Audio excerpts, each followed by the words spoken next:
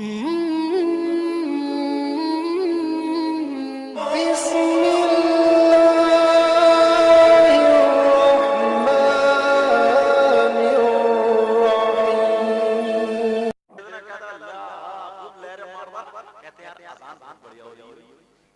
बेचारा वो सीधे सीधे ये भी कुछ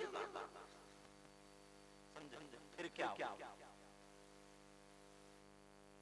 तुम लोगों के अभी निकलने तो रहेंगे सब थोड़ी थोड़ी सुन भी लो। अज़ान दी अज़ान, इसका मतलब तुम्हें बता दूं ना तो तुम्हें पता चलेगा क्या हो। तवज्जो ना यार, देखो सुन लो अब बताइए तुम।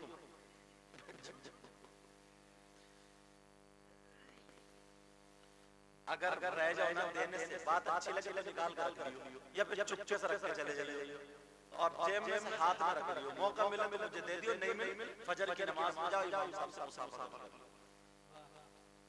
समझ में आ रही? और ये भी याद आ तो मस्जिद की गुल्लक में डाल। मगर बड़ी आसान बातें करके तुम तक पहुंचाने की कोशिश कर रहा हूं। हो सकता है किसी के जहन में आ जाए। अज़ान सुनिए। अज़ान का मतलब अल्लाहु अकबर का मतलब अल्लाह सबसे बड़ा है। ये मतलब है, बहुत आसान तर्जुमा करूंगा। अशहदु अल्ला इलाहा इल्लल्लाह का मतलब मैं गवाही देता हूं अल्लाह के सिवा कोई माबूद नहीं। अशहदु अल्ला मुहम्मदर रसूलुल्लाह, मैं गवाही देता हूं बेशक मोहम्मद अल्लाह के रसूल है। हय्या अलस सलाह, आओ नमाज की तरफ। हय्या अलल फलाह, आओ कामयाबी की तरफ। 1500 साल से पहले मेरे नबी ने मस्जिद नबवी में ऐलान किया था, आओ कामयाबी की तरफ, आओ कामयाबी की तरफ। आज तक वो ऐलान हो रहा है, मगर ये भोला भाला मुसलमान अज़ान हो रही है खेत पे जा रहा, अज़ान हो रही है काम पे जा रहा, अज़ान हो रही है दुकान पे जा रहा, अज़ान हो रही है बातें करने जा रहा। जरा कान छोड़ के सुन ले, प्यारे ऐलान मस्जिद से हो रहा। सहाबा के जमाने में हुआ, नबी के जमाने में हुआ। हय्या अलल फलाह, आओ कामयाबी की तरफ, यानी नमाज पढ़ने आओ। फजर की नमाज पढ़ो, उसके बाद काम पे जाओ तो तुम्हें कामयाबी मिलेगी। ज़ोहर की पढ़ो, काम करो, तुम्हें कामयाबी मिलेगी। असर मगरिब इशा की पढ़ो, काम के हो जाओगे। नाराए तकबीर, नाराए रिसालत, नाराए गौसियत, मसलके आला हजरत हुजूर सैयद मुनीमुर रहमान साहिब किबला, इस्लाहे मुआशरा कॉन्फ्रेंस। नाराए तकबीर, नाराए रिसालत। नमाज कोई मत कह दिया। जो पीर ना नमाज कम पढ़ता है और नमाज को कम कहता है, मुरीद उसी के ज्यादा होते हैं। उन्हें मालूम है हमारा ही नहीं पढ़ रहा तो हमसे कौन सा कहेगा। तुम सोच रहे हो बनी बनाई जन्नत मिल जा रहा है, बड़ी ठुकाई हुई उस पीर की भी और तुम्हारी भी। घेर घेर घेर के मारा जा रहा पूरा पुलिस यार। और कोई बेनमाजी पीर तुमने ठुकवा दे बोतलों पे ठुकवा दिया, एक को भी फायदा नहीं। और तुम डकार देते जा रहे हो, उस मनहूस के फूंकने से कुछ होगा क्या? जो अल्लाह और रसूल का नहीं हो सकता तुम्हारा काम होगा। एक मिल गया ऐसा पूरी गोश्त की लाश रखी है, ना ज़ोहर का पता, ना असर का पता, ना मगरिब को, ना इशा का पता। दिल में आ रही है ऐसी लात मारो पीछे तू कहेगा पीर है। बड़े पीर ने नमाज नहीं छोड़ी, अच्छे पीर ने नमाज नहीं छोड़ी। जो पीरों का पीर, मीरों का मीर, सबका आका मोहम्मद रसूलुल्लाह ने नमाज नहीं छोड़ी, तू क्यों छोड़?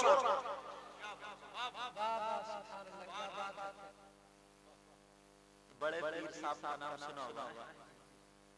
बड़े पीर साहब का एक मुरीद बरकत नहीं हो रही उनके घर में, बेचारे कमाते बहुत रहते। तो बीबी बोली जी तुम तो इतने बड़े पीर के मुरीद हो, कुछ लियो जाओ।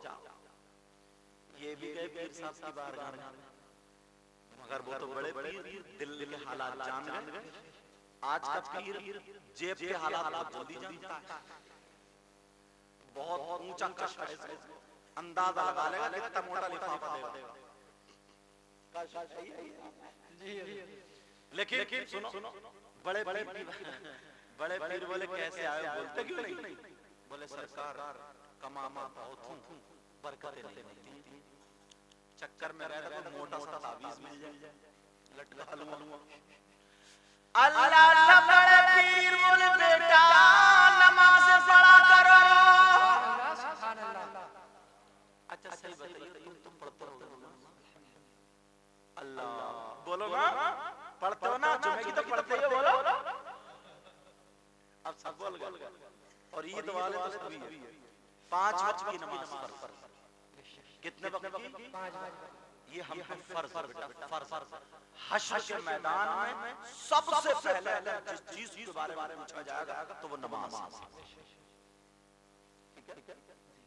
बड़े पीर बोले नमाज पढ़ा करो। बोले सरकार पढ़ते हैं, बीवी बच्चे भी नमाज पढ़े, बोले सरकार पढ़ा करते का कुरान पढ़ा करो, का पढ़ते बीवी बच्चे पढ़ा करे पढ़ते। अब तो बड़े पीर को आंखें बंद करना पड़ेगा। आंखें बंद करके बोले बेटा जाओ और दरवाजे पे जा करके मोटा सा पर्दा लटका देना, मोटा सा पर्दा। बेचारे क्या क्या बड़े पीर के चले आए, बीबी बोली लिया तो बोले चुप चुप चल दरवाजे पर पर्दा लटका। बीबी बोली पर्दा मतलब, बोले मतलब का भी कोई मतलब होता है? पर्दा लटका। बड़े पीर मेरे दरवाजे में पर्दा लटका दो। दोनों मियां बीबी ने पर्दा तो लटका दिया, एक दो महीने नहीं गुजरे, इतनी बरकत है, अब तो दौलत की रेल फेल हो गई। सुभान अल्लाह। तुम सोच रहे हो एक आध पर्दा हमें भी मिल जाता है, हाँ चक्कर में हो यार। लेकिन सुनो बड़े पीर का पर्दा लटका दिया, बरकत। बीबी आधी रात तक तो अपने शौहर को सोने नहीं दी। अजी सो रहे हो, इस पर्दे में क्या?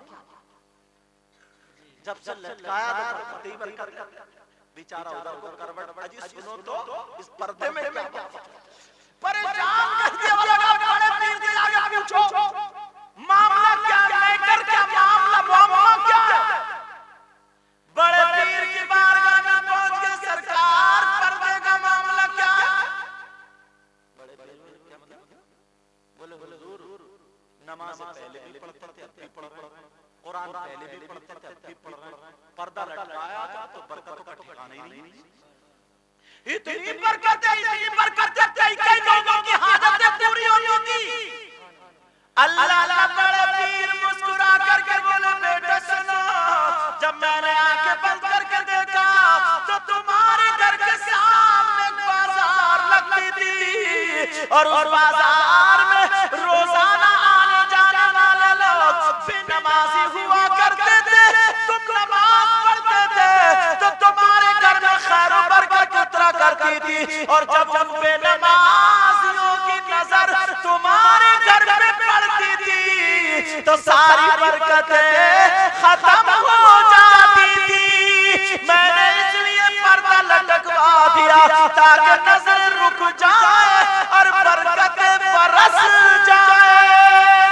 नाराए तकबीर, नाराए रिसालत, नाराए गौसियत, हुजूर सैयद मुनीमुर रहमान साहिब किबला, नाराए तकबीर, नाराए रिसालत। और तुम बेनमाजी पीर को धोए फिर रहे हो कि हजूर इधर चलियो आज, और हजूर बना पड़ा खजूर। सही बता रहा हूं तुम्हें। ये लोग सीधे कितने नाज़िम ये कहते हैं इमाम साहब तुम्हें क्या पता, हमने करामत देखी, करामत। अच्छा भाई कौन सी करामत देखी तुमने? बोले अरे क्योंकि इतना बड़ा नौटंकी आया आजकल, इतना बड़ा नौटंकी तो मैं कहीं ना कहीं से महकाई थी। वो आए बोले सरकार, बोले हाँ बोल, बोले कुछ करामत दिखाओ। बोले करामत दिखाऊं? बोले हाँ।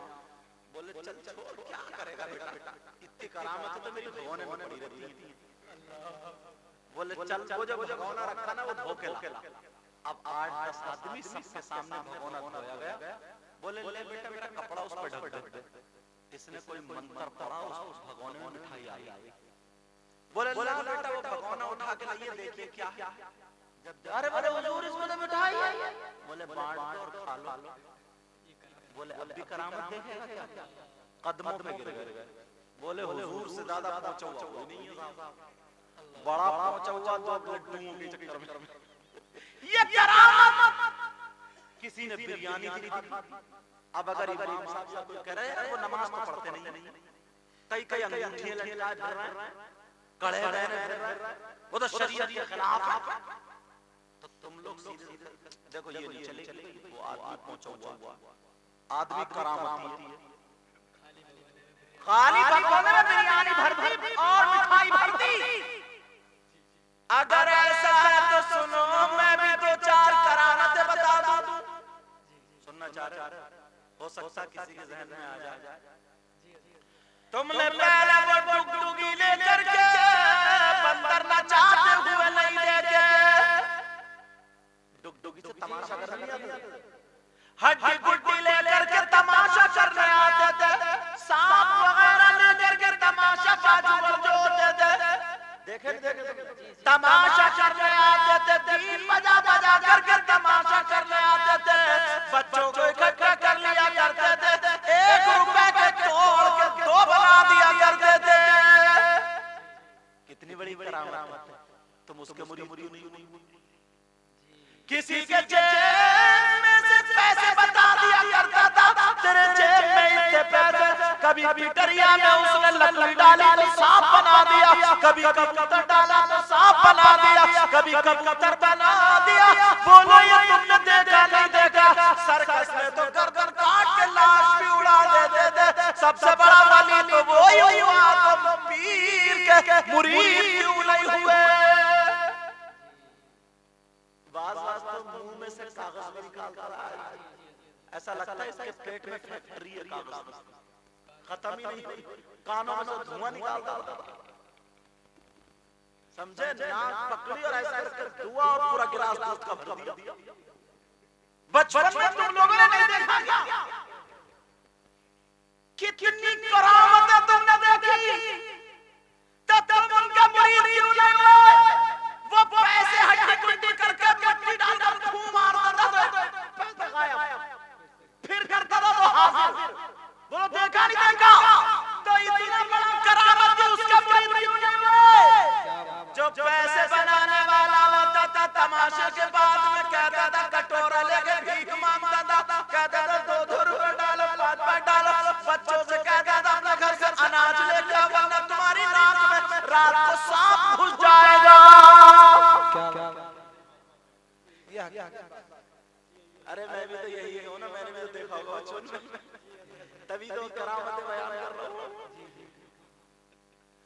अब बोलो ये सारी चीजें जब पैसे बना लिया करता था तो तू भीख क्यों मांग रहा है? भीख का मांग रहा? क्या तुम उसे वली समझते थे? क्या तुम उसे मियां समझते थे? क्या तुम उसे पीर समझते थे? नहीं, तुम जानते थे ये शोबतेबाज है, तुम जानते थे ये नजरबंदी वाला, तुम जानते थे हाथ की सफाई वाला, तुम जानते थे ये जादूगर है, तुम जानते थे ये आंखों को धोखा देता है, लेकिन वली नहीं है। तुम्हें मालूम था इसलिए मुरीद नहीं होते थे। और लोगों आज भी लोग हड्डी गुड्डी और डुगडुगी और बीन लेकर के नहीं आ रहे। आज भी कुछ लोग सिफली अमल सीख करके मियां बन के आ रहे हैं, कुछ लोग मौलवी बन के आ रहे हैं। और लोगों इनसे अपने आप को बचाना, अपनी बहन बेटी को बचाना, अपनी माँ बहन को बचाना। ऐसे मुरीद मत होना जो शरीयत के खिलाफ हो। क्या बात है, सुभान अल्लाह। अच्छा सुनो, तुम पहचानोगे कैसे भाई असली कौन है नकली कौन है? ये भी तो मुझे ही बताना। इतने सही बता रहा हूँ, तुम लोग मोबाइल चलाते हो नौजवानों, माइक पे वो बातें बताने की है नहीं। बाज मियां इतना कम वक्त है, कोई औरत ये कह दे, ये बहन ये कह दे मेरे बच्चे नहीं हो रहे, पता नहीं कहां तावीज़ लिखता है, बस मेरा इशारा सुनो। कितनी गुंडागर्दी करता, जहां पे शौहर के अलावा किसी को हाथ लगाना जायज नहीं, वहां भी हाथ लगाता। मोबाइल में देखो कैसे कैसे उतारे हो रहे हैं, अल्लाह माफ फरमाए। तो ये डकैत है, इसलिए बोल रहा हूं मैं, ये धोखेबाज। इस्लाम का इनसे कोई ताल्लुक नहीं है और इनका इस्लाम से कोई ताल्लुक नहीं। समझ में आ रही है बात? हाँ, इसलिए बता रहा हूं, सीधे नहीं बनना है बिल्कुल। तो फिर पहचानेंगे कैसे असली कौन है, नकली कौन है? पहचान बताऊं, पहचान लो जरा। पहचान कुरान हदीस, पहचान शरीयत मुस्तफा। अल्लाह सुनो, अगर जो ये करामत दिखाता, नमाज ना पढ़ता, शरीयत